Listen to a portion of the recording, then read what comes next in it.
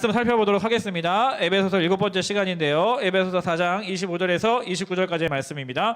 에베소서 4장 25절에서 29절까지의 말씀, 제가 가진 성경책으로는 신약성경 314페이지에 있습니다. 우리들의 고백 이후에 성경 봉독 한 목소리로 봉독하겠습니다. 성님 전동부, 우리들의 고백. 우리들의 고백. 성경은 하나님의 말씀입니다. 하나님께서는 성경을 통해 말씀하십니다. 하나님의 말씀은 살아있습니다. 하나님의 말씀은 능력이 하나님의 있습니다. 말씀은 영원합니다. 그래서 우리는 성경을 사랑합니다. 사랑합니다. 아멘. 4장 24절부터 25절부터 29절까지의 말씀 한 절씩 교독한 이후에 29절 같이 읽겠습니다. 25절 제가 먼저 읽겠습니다. 시작. 그런즉 거짓을 버리고 각각 그 이웃과 더불어 참된 것을 말하라. 이는 우리가 서로 지체가 됨이라. 분을 내어도 죄를 짓지 말며 해가 지도록 분을 품지 말고 마귀에게 틈을 주지 말라. 도둑질하는 자는 다시 도둑질하지 말고 돌이켜 가난한 자에게 구제할 수 있도록 자기 손으로 수고하여 선한 일을 함께 하라. 읽겠습니다. 무릇 더러운 말은 너희 입 밖에도 내지 말고 오직 덕을 세우는데 소용되는 대로 선한 말을 하여 듣는 자들에게 은혜를 끼치게 하라. 아멘. 오늘 이 본문 말씀 가지고요, 대화가 필요해 라는 제목으로 함께 말씀 나누도록 하겠습니다.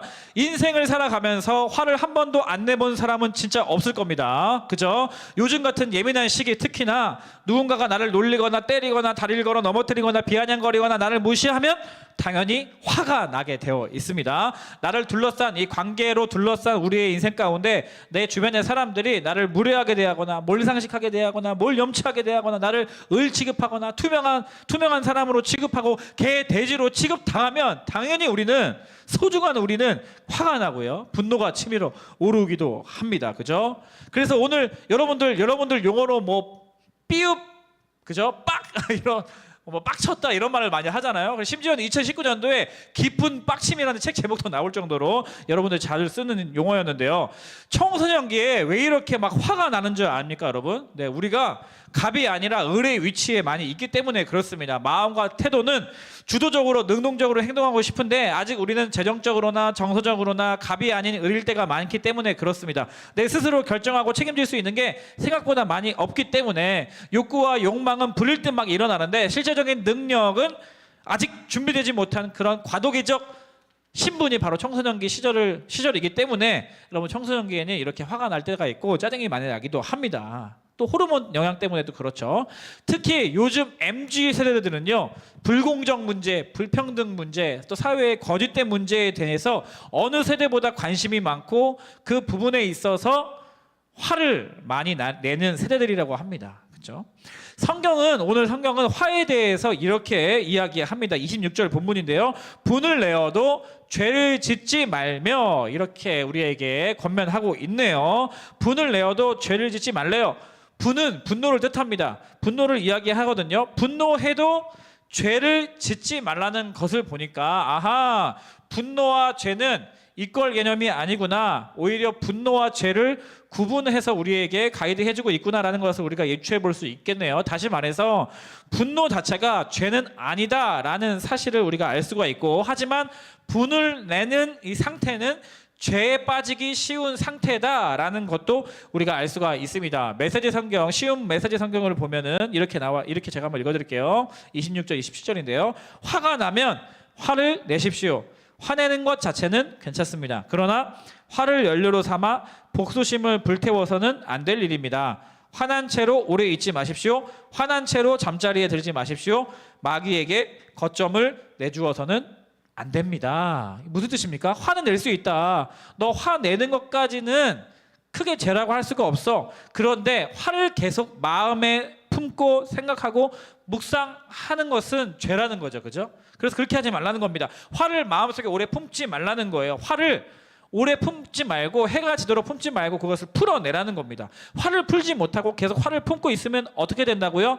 죄를 짓는 거다. 분노를 계속 마음속에 품고 있는 것은 그 27절에 보니까 마귀에게 틈을 주는 것이라고 이야기하고 있습니다. 27절, 마귀에게 틈을 주지 말라. 아하, 그렇구나. 화를 품는 것이 마귀에게 틈을 주는 것과 같다라고 이야기하고 있고, 마귀에게 틈을 주는 것은 화를 품는 것이다 라고 이렇게 이야기하고 있는 것이죠. 그래서 로빈슨이라는 학자는요, 이렇게 이야기합니다. 분노를 지속적으로 남아있는 분노는 악한 영이 들어올 즉각적 기회를 주는 것이다. 네, 지속적으로 내 안에 있는 분노는 악한 영이 내 마음속에 들어올 즉각적인 기회를 주는 것과 같다. 이렇게 로빈슨 학자가 이야기했는데 굉장히 통찰력이 있는 말인 것 같습니다. 그러니까 마귀는 틈이 있는 마음에 비집고 들어와서 우리로 하여금 분노를 품게 만들고요. 그 분노의 열매대로 행동하게 만듭니다. 그러니까 마귀는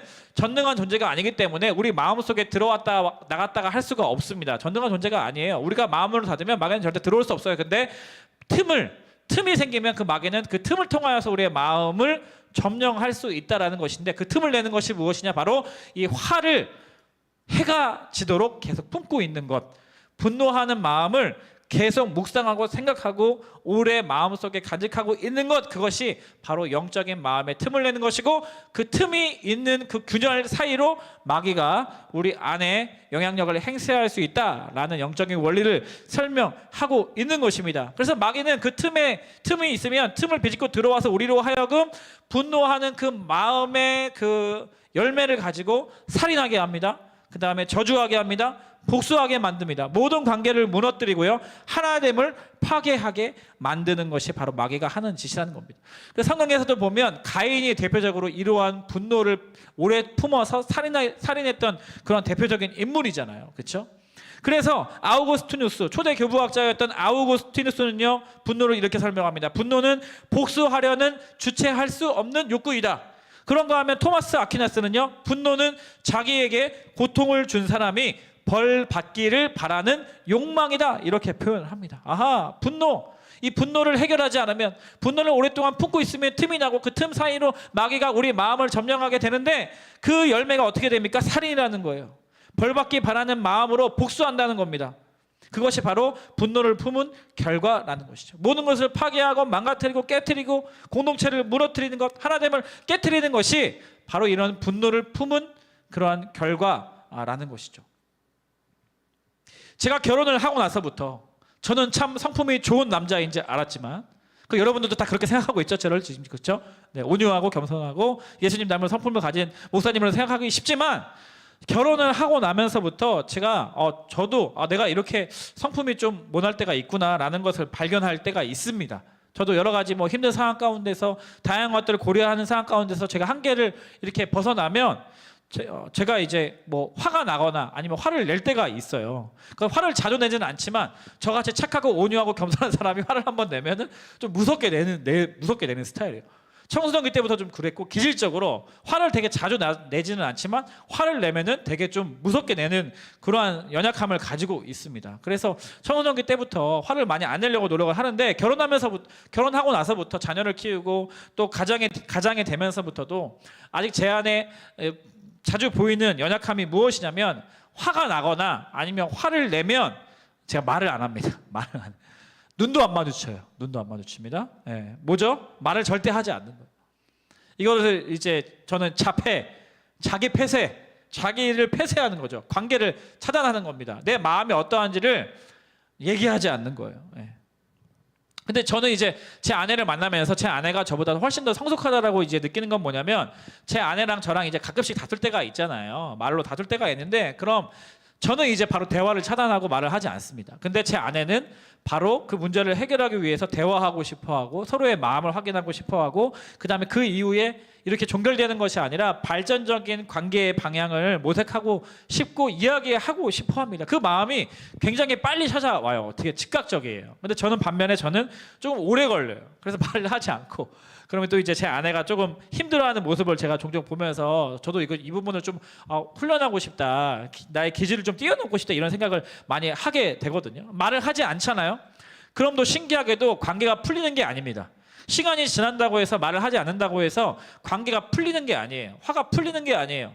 더 신기한 건 뭔지 아세요? 말을 하지 않으면 않을수록 더 막 화가 나요. 더 막 짜증이 나요. 참 이상한 마음이에요. 그것을 제가 이제 저의 연약함이라고 정확하게 좀 고백하는데요. 오늘날 우리 분을 품기 전에, 분을 오랫동안 품고 막 화를 나고 막 분노 공화국이라고 하잖아요. 그러한 이유 중 가장 기본적인 이유가 바로 대화를 하지 않는 것에 있다는 것을 제가 지금 나누고 싶은 겁니다. 이것을 좀 재밌게 볼 수 있는 영상을 좀 가져와 봤는데요. 대화가 필요해, 게으 코너트 영상입니다. 함께 보시도록 하겠습니다.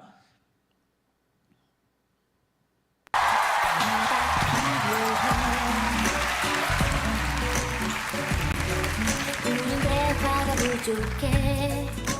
밥 먹자.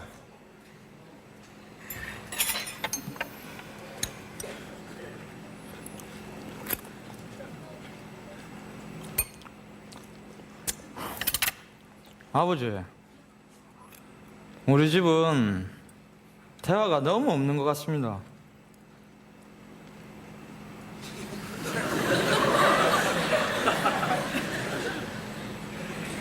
밥 먹자.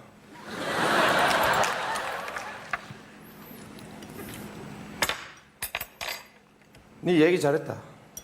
말 나온 김에 당신 요즘 아들 교육을 어떻게 시키고 있노? 어잉? 와예. 야 동민이야.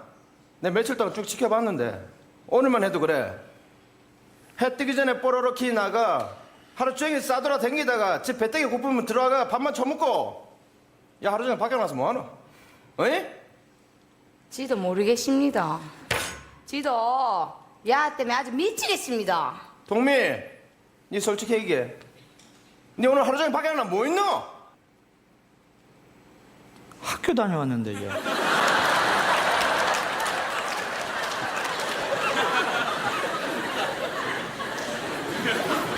졸업 안 했나? 지금 올해 입학했는데 이게. 중학교? 고등학교인데 이게. 밥 먹자.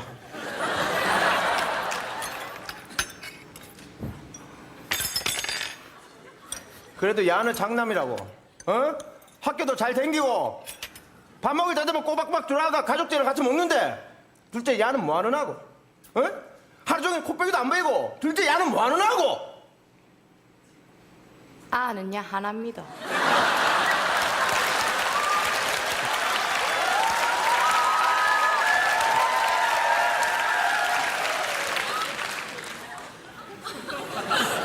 더 없나? 없습니다. 접대 여 앉아가 저 밥 먹으나 안 누우고. 할아버지인데 이게.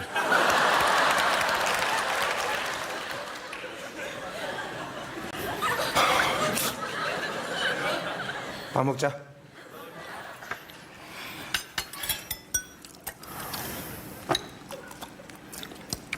동미 아버지요. 당신 요새 수상합니다. 뭐가 또? 아니 요 며칠 전에 이틀 전에 보경이 엄마 바닥하던데 당신 차에 어때 술 취한 여자 옆에 태워갖고 문 딸깍 열어주고 또 딸깍 닫아놓고 둘이 빵글빵글 웃으면서 분위기 참 좋다대. 그러면서 어디 뽀롱뽀롱 기 갔다대. 당신 요새 뭐하고 댕깁니까? 그 여자 누굽니까? 당신 요즘 뭐하고 댕깁니까? 내 택시 한다니까.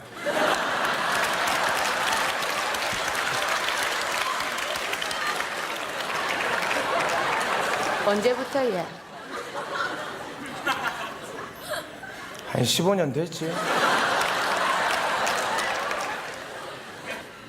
밥 묵시다. 네, 여기까지 한번 보도록 하겠습니다. 전형적으로 이 대화가 없는 이 가정을 되게 재밌게 개그 프로화해서 우리에게 보여주고 있는데, 요 가정의 모습을 보면은 세 가지 특징이 있습니다. 첫 번째는 대화가 없습니다. 대화가 없고요. 두 번째로는 대화가 없기 때문에 서로 잘 몰라요. 지금 아들이 고등학교에 입학을 했는지 아니면 뭐 둘째 아들이 없는지 이런 건 서로 잘 모릅니다. 아빠가 15년 동안 택시 운전기사를 했다는데 아내가 몰라요. 이런 말도 안 되는 일들이 대화가 없기 때문에 서로 잘 모르는 특징으로 나타나고요. 세 번째 마지막 특징이 있는데, 그렇기 때문에 버럭버럭 화를 되게 자주 내는 모습을 볼 수가 있습니다. 대화가 없고 서로 잘 모르니까 서로 오해가 쌓이고 자기의 생각과 기준으로 상대방을 평가하기 마련이라는 것이죠. 그렇죠? 이거 세 가지 특징이 있는데, 함께 살고 있는 가정임에도 불구하고 서로 잘 몰라요. 잘 모르는 이유가 뭐 때문에 그렇습니까? 대화가 부족하기 때문에 그렇습니다. 함께 우리가 같은 공간에 있다고 해서 서로를 잘 아는 게 아니거든요. 서로 대화를 하고 상황과 마음을 나누고 서로의 의견을 나누고 서로 점검하고 하는 그러한 상호적인 관계가 있어야지 서로 잘 안다고 할 수가 있는데, 이 가정은 같이 살지만 대화가 없기 때문에 서로 잘 모르는 그러한 특징, 그래서 화를 자주 내는 그러한 모습을 보여주고 있습니다. 그래서 이 프로그램의 제목이 대화가 필요해요. 대화가 필요해. 대화를 하는 것이, 소통을 하는 것이 되게 당연하고 우리는 너무나 잘하고 있다고 생각하지만 사실은 우리가 소통을 잘 못할 때가 많이 있습니다. 대화를 안 하고요, 말을 안 하는 경우가 많이 있습니다. 특히나 이제 코로나로 인하여서 많은 것들이 변화가 되었습니다. 그래서 뭐 쓱배송, 당일 배송, 배달의 민족, 쿠팡이츠, 온라인 줌 수업, 온라인 예배까지 모든 것이 다 비대면으로 이루어지고 있는 상황이다 보니까 자연스럽게 모든 관계가 끊어지게 되고 관계가 느슨해지게 되고 더불어서 대화와 이제 소통이 느슨해지는 그러한 결과들을 우리가 볼 수가 있습니다. 어떤 한 전문가는요, 이 언컨택트된 이러한 사회적인 상황을 코로나 때문에 이루어진 것이 아니다라고 진단을 하면서 이 언컨택트라는 그런 상황은 인간의 욕망의 산물이다라고 이렇게 분석하는 그러한 학자들도 있었습니다. 무슨 뜻이냐면, 안 그래도 우리 인간 사회 안에서 관계 안에서 관계로 인하여서 받는 스트레스가 너무 많았는데 그것을 줄이고 싶었는데 코로나가 와서 모든 것이 다 비대면화되고 하니까 언컨택트가 필요한 이 상황이 우리의 인간의 욕망과 잘 맞아 떨어져서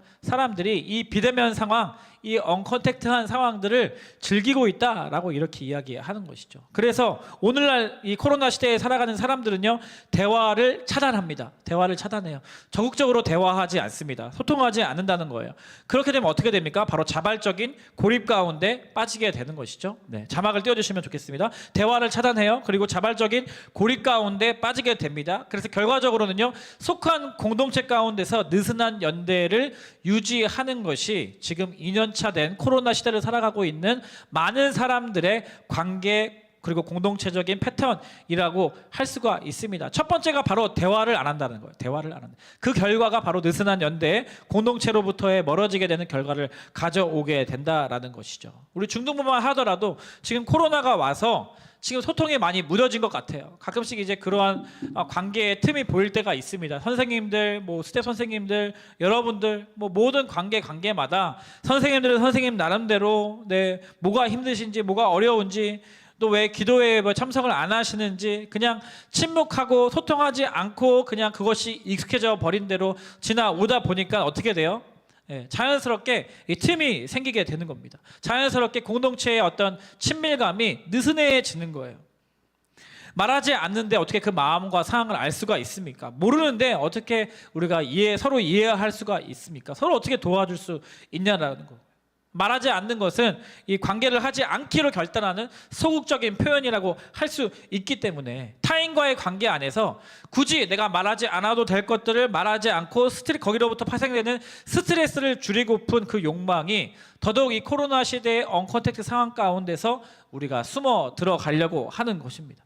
스텝 선생님들도 마찬가지죠. 청년들도 마찬가지죠. 오늘날 이 코로나 언컨택트 시간이 되니까 굳이 적극적으로 말하지 않아도 그냥 이렇게 지나갈 수밖에 없게 되는 것이죠. 여러분들은 더더욱 마찬가지죠. 지금 코로나 때문에 이 중등부에서 수십 명의 아이들이 연락이 두절되었습니다. 예배를 드리고 있는 건지 연락도 안 되고 다른 교회로 옮긴 건지 아니면 이사를 간 건지 부모님의 반대로 지금 예배를 못 드리고 있는 건지 아니면 뭐 학원 때문에 지금 예배를 뭐 늦게 드리고 있는 건지 소통하지 않고 대화하지 않고 연락해도 답장도 없고 그냥 그렇게 차단해 버리는 거예요. 이러한 미성숙한 방식이 오늘날 우리 시대의 수많은 관계 패턴 가운데 드러나게 되어 있다는 것입니다. 대화가 단절되고요. 그 다음에 스스로 자발적으로 고립되고요. 혼자 있고 싶어 하고요.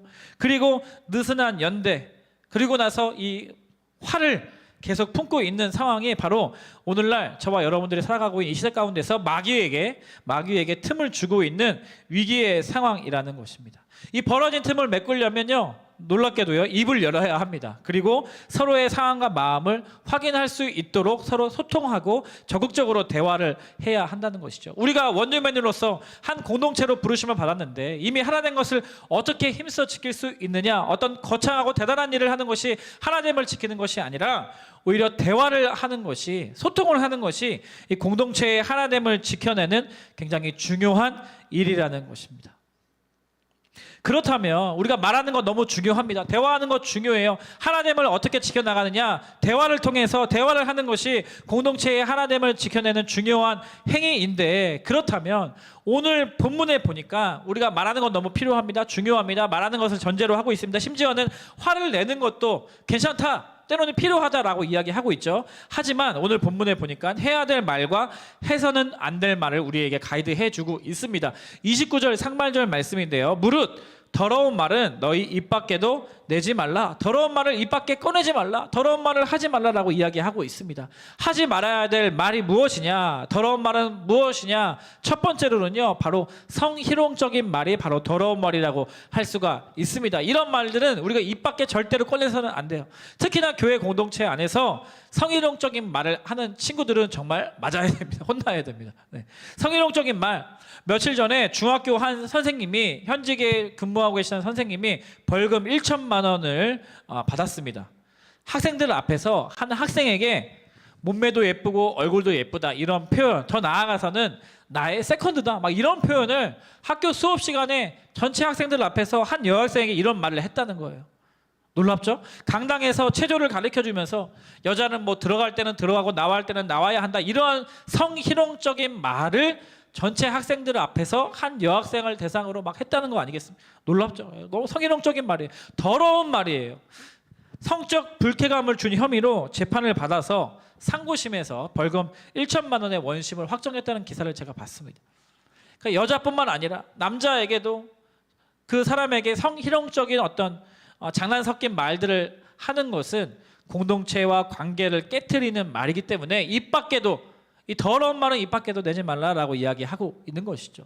그런가 하면 두 번째 우리가 하지 말아야 하는 말은 인격 모독적인 말입니다. 인격을 비하하는 말이에요. 인격을 비하하는, 신체적으로 그 사람을 비하한다던가 가치 기준적인 어떤 가치 판단적인 비아냥으로서 그 사람의 존재의 가치와 필요 없음과 소모품 같음과 쓰레기 같음과 재활용도 안 되는 쓰레기, 막 이런 말을 하면서 그 사람의 가치 판단적인 비아냥거리는 인격 모독적인 말은 입 밖에도 꺼내지 말라는 것입니다. 병으로도 막 비유하고 동물로도 비유하고 하는 모든 인격 모독적인 말은 관계를 파괴시키고 하나됨을 깨트린다라는 것이죠. 그렇다면 우리가 적극적으로 해야 되는 말이 있습니다. 적극적으로 해야 되는 말은 뭔가요? 바로 진실된 충고라고 할 수가 있습니다. 충고는 다른 사람의 잘못이나 결함을 진심으로, 내가 그 사람을 정말 생각해서 타이르는 말을 뜻하죠. 그 사람에게 도움이 될 만한 말, 이 친구와 내가 관계 맺고 있기 때문에, 이 친구와 친하기 때문에 꼭 해주고 싶은 말, 이런 말들은 우리가 적극적으로 교회 공동체 안에서 할 수 있다라는 것입니다. 29절 하반절에 보면요, 오직 덕을 세우는데 소용되는 대로 선한 말을 하여 듣는 자에게 은혜를 끼치게 하라. 내가 아니면 할 수 없는 말, 내가 이 친구를 잘 알기 때문에 이 친구의 지금 영적인 상황과 정서적인 상황과 이 모든 상황들을 내가 알고 듣고 있기 때문에 이 친구에게 내가 권면해 줄 수 있는 충고들을 내가 할 수 있어야 한다라는 것이죠. 여러분들은 나에게 충고를 해주는 사람이 있습니까? 내가 듣기 좋은 말, 내가 원하는 말만 해주는 사람이 아니라 나에게 진정 어린 충고를 해줄 수 있는 친구와 선배가 있습니까? 그러한 선생님과 부모님이 계십니까? 그렇다면 행복한 인생을 살고 있는 거예요. 더 나아가서 여러분 스스로가 누군가에게 진실된 충고, 도움을 주는 말, 꼭 해주고 싶은 말들을 적극적으로 할 수 있는 그러한 용기 있는 그러한 친구들이 되었으면 좋겠습니다. 오늘 본문 29절을 메시지 성경으로 좀 읽어보면요, 이렇게 우리가 해야 될 말에 대해서 이렇게 가이드 해주고 있습니다. 도움이 되는 말만 하고 여러분의 말 한마디 한마디가 선물이 되게 하십시오. 선물이 되게 하십시오. 우리 한마디 한마디가 그 사람에게 선물과 같은 그러한 말이 되게 하라는 것입니다. 그래서 우리가 어떤 말을 더 적극적으로 해야 합니까? 선물과 같은 말, 선물과 같은 말을 적극적으로 해야 됩니다. 선물과 같다는 말은 그 사람에게 필요하다는 말일 것이고, 또 선물과 같다는 말은 그 사람이 평소에 원하는 말이라는 그러한 의미겠죠. 그렇기 때문에 쉽게 말하면 그 사람을 격려해주고 또 세워주는 말, 이러한 말들은 우리가 공동체 안에서 적극적으로 해야 한다는 것입니다. 우리 청소년기 시절에는 이런 말을 표현하는 것이 되게 어색하고 되게 낯간지럽고 그리고 이런 말들을 참 안 하기 쉽습니다. 포기하기 쉬워요. 하지만 이 교회 공동체 안에서 소그룹 모임을 통하여서 계속해서 만날 때마다 그 사람을 향하여서 격려해주고 또 세워주고 그 사람을 칭찬해주고 그 사람은 아직 준비가 안 됐지만 내가 하는 말을 통하여서 그 사람의 기분을 좋게 해주고 그 사람이 정말 인생에 있어서 도움이 될 만한 말들을 나의 입술을 통해서 고백되어야 한다. 그것이 바로 우리 하나됨을 지켜가는 우리 원유맨으로서의 하나됨을 세워가는 일이다 라고 할 수가 있습니다. 우리가 한 공동체로 있다 보면 그 사람들과 어떤 관계를 해보면 그 사람의 필요가 보여요. 오히려 자기 스스로보다 옆에 있는 사람이 나의 필요를 더 잘 알고 또 도와줄 때가 있습니다. 영적인 필요, 또 정서적인 필요, 물질적인 필요 등 우리는 한 몸으로 각 지체로 부르심을 받았기 때문에 자연스럽게 그 사람의 필요가 나의 눈에, 나의 마음에 보일 때가 있어요. 그럼 그럴 때 어떻게 그 사람을 도와줄 수 있느냐? 가장 쉽고도 중요한 것이 바로 이런 말들을 통하여서, 대화를 통하여서, 격려해주는 말을 통하여서 그 사람을 격려해주고 세워줄 수 있는 말을 통해서 그 사람을 세워주는 것이 바로 하나된 공동체를 이루어가는 가장 중요한 도구라는 것입니다. 격려하고 세워주는 말을 통해서 공동체가 튼튼해지는 것이에요. 사랑하는 여러분, 너무나 오늘 쉬운 어떤 교훈처럼 느껴지지만 여러분의 삶을 돌아보면서 나는 지금 어떠한 언어 생활을 쓰고 있지? 특별히 관계 안에서 그 사람에게, 선생님에게, 또 공동체 부모님에게 나는 어떤 말을 쓰고 있지? 행여나 내가 성희롱적인 말들이나 인격 모독적인 말들을 너무 장난삼아 하고 있지는 않는가? 그 세상 풍조를 따라서 세상 친구들이 하는 것을 배워서 전염되어서 그렇게 하지 말, 입 밖에 더러운 말을 내뱉지도 말라고 말씀하셨는데 너무나 쉽게 장난스럽게 이런 말을 하고 있지 않은가 점검해 봤으면 좋겠고요. 그런가 하면 적극적으로 내가 훈련해야 하는 그런 입 밖에 꺼내야 하는 말들이 무엇인가? 바로 진실된 충고하는 말, 그 사람에게 도움이 되는 말이에요. 그 사람의 덕을 세워주는 말이에요. 그리고 두 번째, 선물과 같은 말, 격려하고 세워주는 말, 이러한 말을 통하여서 이러한 말들이 우리 공동체에 넘쳐나서 더욱 하나됨을 힘써 지켜나가시는 저와 여러분들 다 되시기를 진심으로 축복합니다. 아멘, 아멘. 우리 잠깐 오늘 이 시간 좀 자신의 이 언어 생활을 점검하면서 기도했으면 좋겠습니다. 사랑하는 여러분, 이렇게 기도하면 좋겠어요. 하나님, 나의 입술, 나의 언어 습관 새롭게 하여 주십시오. 나에게 지금 나의 말 한마디 한마디가 그 사람에게 선물과 같을 수 있다면 얼마나 좋겠습니까? 하나님, 선물 같은 말을 할 수 있는 언어의 능력을 내 입술 가운데 세워 주시옵소서. 그래서 사람을 세우고 사람을 격려해주는 이 나의 말을 통하여서 공동체가 더욱더 세워지고 하나됨을 지켜나가는 도구로 나의 입술을, 나의 언어를 사용하여 주시옵소서. 여러분의 입술을 축복하면서 여러분의 언어 생활을 점검하면서 우리 하나님께 이러한 소망의 고백을 담아서 기도하면 좋겠습니다. 함께 좀 말씀을 생각하면서 기도하면 좋겠습니다. 기도하시겠습니다. 하나님 아버지, 이 시간 우리들의 입술을 예수 그리스도의 보혈로 새롭게 하여 주시옵소서. 하나님, 말하는 것이 별거 아닌 것처럼 보이지만 말을 통하여서 하나님 관계가 파괴되고 말을 통하여서 공동체가 하나님 깨어지는 것을 우리가 생각해 보았습니다. 소망하는 것은 하나님 대화를 포기하지 않고 말하는 것을 포기하지 않고 적극적으로 하나님 공동체 안에서 대화할 수 있는, 소통할 수 있는, 하나님 말을 할 수 있는 우리 모두가 되게 하여 주시옵소서. 소망하는 것은 하나님 입 밖에도 더러운 말을 꺼내지 말라고 말씀하셨는데 하나님, 이 비대면 상황 가운데서 나의 모난 부분들, 연약한 부분들, 하나님 더러워진 나의 언어 습관 하나님 끊어지게 하여 주시고, 그런가 하면 하나님 우리의 대화와 입술을 통하여서 우리의 말들을 통하여서 하나된 공동체를 세워가기 원하시는데 하나님, 선물과 같은 말, 다른 사람을 격려하고 세워주는 그런 말들을 하나님 훈련할 수 있도록 하나님 인도하여 주시옵소서. 하나님, 진실된 충고, 그 친구에게 내가 해줄 수 있는 말들을 담대하고 용기 있게 할 수 있는 용기를 허락하여 주셔서 하나님, 이런 말들을 하는 것이 어색한 이 중학교 시절 가운데서도 공동체의 하나됨을 지켜나가기 위하여서 세워주고 격려해주고 진실과 사랑으로 서로 충고해 줄 수 있는 우리 손익주는부 친구들, 선생님들 다 되게 하여 주시옵소서. 그리하여서 우리의 고백과 말을 통하여서 하나님이 더욱 돈독해지고 하나님을 지켜나가는 우리 모두가 되게 하여 주시옵소서. 사랑하는 하나님 아버지, 우리의 입술을 하나님께 올려드립니다.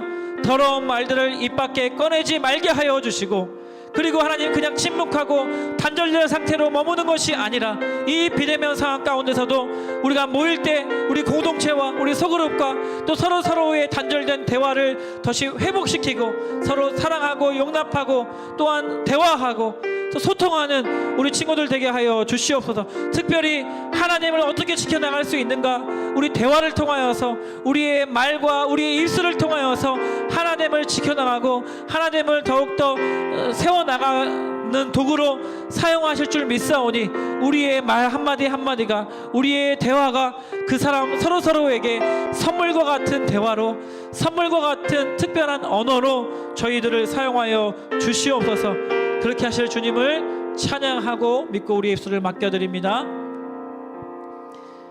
지금은 우리 주 예수 그리스도의 은혜와 하나님 아버지의 다함없으신 사랑과 성령님의 교제교통 충만하심의 역사가 이 예배를 통하여서 더러운 말은 입 밖에 꺼내지도 말며 또 진실된 충고와 또 선물과 같은 말로 다른 사람을 격려하고 세워주며 이 하나된 공동체를 힘써 지켜나가기 원하는 거룩한 주의 백성들 머리머리 위에 이들이 속한